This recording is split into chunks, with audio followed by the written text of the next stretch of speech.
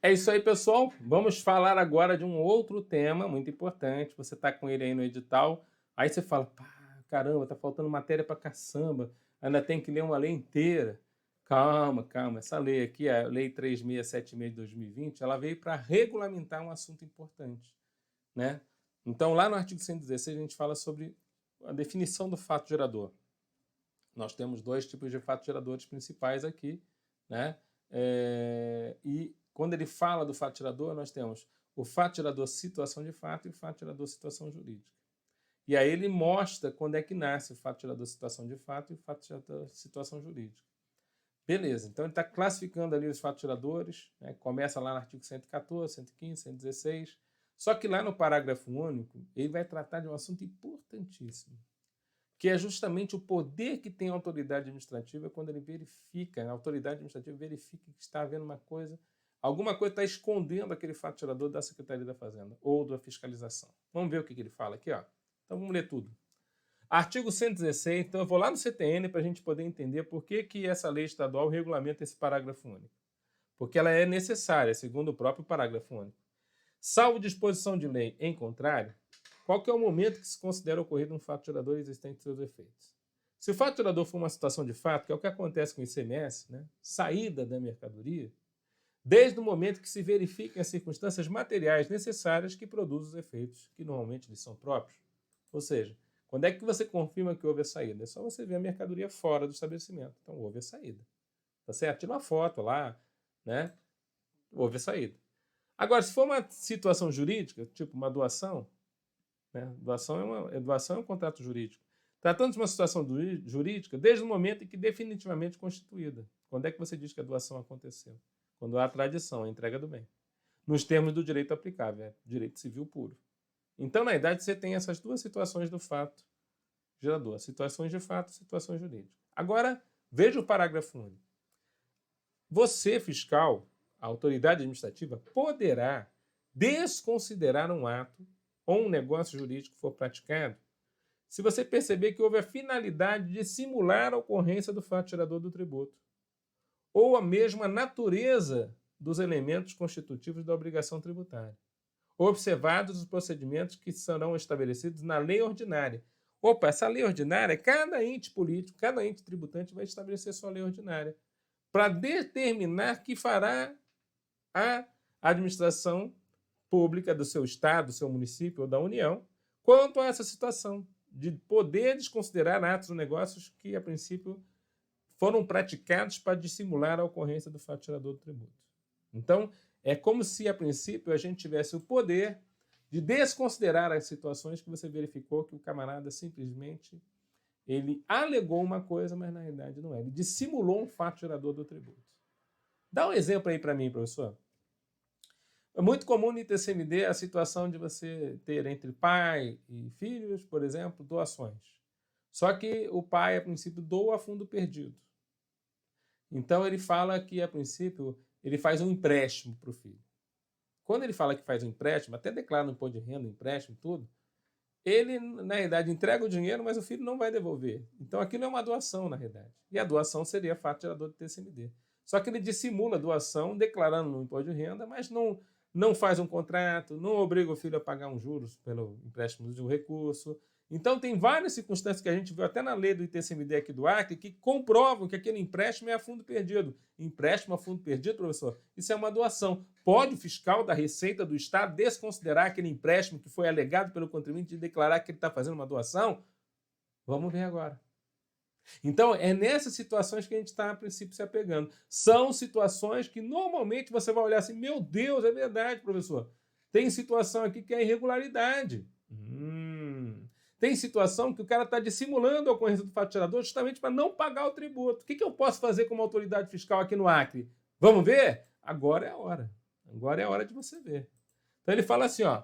O auditor da Receita Estadual poderá desconsiderar os atos ou negócios jurídicos praticados com a finalidade de simular. Então, ele está aqui, ó. Estou lá no artigo 1º da Lei Estadual 3676. Então, você, auditor, veja, não é o técnico nem o contador, tá legal, pessoal? Vamos entender a competência aqui? Você, auditor da Receita do Estado, Você poderá desconsiderar o ato ou negócio jurídico praticado com a finalidade de simular a ocorrência do fato gerador dos tributos estaduais, ou a natureza dos elementos constitutivos da obrigação tributária no curso da sua fiscalização. Então, você se deparou com essa situação, com essa declaração do imposto de renda do pai para o filho, dizendo que é empréstimo, aí você pede os elementos. Olha, comprova, pai, que você realmente fez o empréstimo. Tem algum contrato por escrito? Foi só de boca? Tá. Tem a transferência do recurso? Tem, a princípio, ele pagando juros para você a respeito do uso do emprego do recurso? Ele já pagou algum valor para você? Ó, isso faz 4 anos atrás, não houve nenhum pagamento? Eu vou considerar que isso aí é doação. Mas por que eu posso fazer isso? Porque eu entendo que há um ato ou negócio jurídico praticado com a finalidade de simular o que realmente aconteceu, que é uma doação. Bom, olha lá. A desconsideração do fiscal deverá estar fundamentada para o lançamento de ofício do respectivo crédito tributário mediante a lavratura de uma auto-infração. Ou seja, o próximo passo vai ser o quê? Lavratura da auto-infração. Então, vai haver a lavratura de uma auto-infração justamente sob essa circunstância. Professor, então, na verdade, eu já estou preparando, né, esse termo, né, eu já estou aqui fundamentando aquilo que vai ser minha acusação fiscal no auto-infração. Tá certo. Após a análise dos fatos, caso decida no sentido da desconsideração daquele ato ou fato, ao promover o lançamento de ofício, o auditor deverá discriminar os elementos ou fatos caracterizadores de que os atos ou negócios jurídicos foram praticados com a finalidade de dissimular a ocorrência do fato tirador do tributo ou a natureza dos elementos constitutivos da obrigação tributária. Então, não adianta só a fala do fiscal. Ele tem que buscar provas. Você realmente recebeu aquele dinheiro? Filho, mostra aí a movimentação na tua conta de que realmente houve o recebimento de dinheiro. Pai, mostra o movimento na tua conta que houve a transmissão do dinheiro. Porque às vezes o dinheiro foi transmitido de outra forma. O cara comprou uma casa para o filho. Então o cara está dizendo que fez um empréstimo, mas tem uma casa ali. Ele vai fazer o quê? Vai devolver a casa? Não tem, né? Quer dizer, então tem que haver documentação cabível para que você possa comprovar que o fato tirador não existiu. Quem tem que fazer prova em contrário é o próprio contribuinte. Se ele não provar, meu querido, o fiscal está lá, né? E com elementos que demonstram que houve uma dissimulação da ocorrência do fato tirador. Aí o fiscal deve fazer o quê? Descrever os atos ou negócios a serem tributados em decorrência dessa desconsideração, explicitando as respectivas normas de incidência. Então ele deve descrever esses atos. E depois demonstrar o resultado produzido pela tributação dos atos ou negócios, com a especificação por imposto da base de cálculo, da alíquota incidente dos acréscimos legais. Veja que o fiscal está produzindo todos os elementos para fazer o que nós chamamos de lançamento direto ou de ofício. Aquele previsto no artigo 142 do CTN, né? Você vai determinar a matéria tributável, base de cálculo, a alíquota, montante do tributo devido, a punição, qual que é a multa, qual que é a capitulação legal do fato, quem é o sujeito passivo. Eu estou preparando a lavratura da auto-infração, porque eu entendo que aconteceu o fato tirador e ele foi dissimulado por uma determinada circunstância. Tá entendendo? Então a gente consegue ver isso nessa operação. O direito, claro que a princípio o contribuinte vai sofrer a autuação, mas ele tem sempre a garantia do contraditório e da ampla defesa. Seja na esfera administrativa, seja na esfera judicial. Então o direito ao contraditório e ampla defesa será exercido no contencioso relativo à auto-infração, lavrado com base no disposto nesse artigo. Essa lei entra em vigor na data da sua publicação. Então, galera, guarda essa lei. Eu achei interessante demais ela estar aqui presente, né, dentro do nosso edital, uma lei que tem um artigo somente, 3 parágrafos.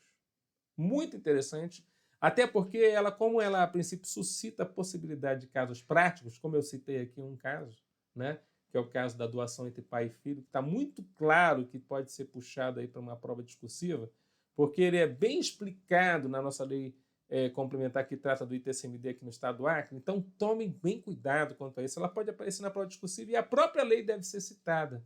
Eu gosto muito que o aluno, não são muitas leis aqui no estado, né, que a princípio vão cair no teu edital. Então, eu gosto muito que o aluno até decore a lei. Qual que é a lei? A Lei Ordinária Estadual 3676/2020, que fala que o fiscal pode, a princípio, desconsiderar atos que, a princípio, dissimulam o fato tirador do imposto. E aí, se você citar isso aí numa questão de prova aqui, cara, né, numa prova discursiva, já pensou a quantidade de pontos que o cara vai falar? Esse cara já é fiscal, sinto no meu coração que esse cara tem que passar nota 10 nessa discussão. Você passa lá 50 mil, concorrente, você está lá nas cabeças. É isso que eu desejo.